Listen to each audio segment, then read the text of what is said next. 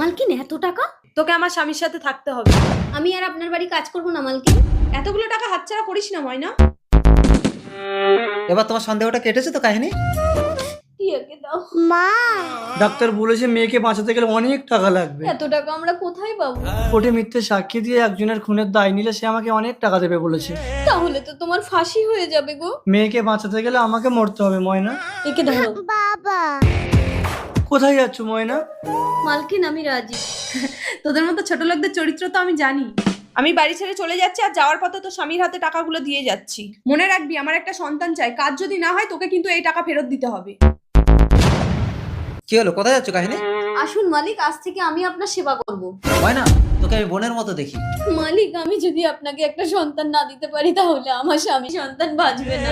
ওঠ রে বোন ময়না, তোর স্বামী সন্তানের জন্য মিথ্যে নাটক করে আজ থেকে আমরা একসাথে থাকবো। তাহলে সন্তান? সে সব ব্যবস্থা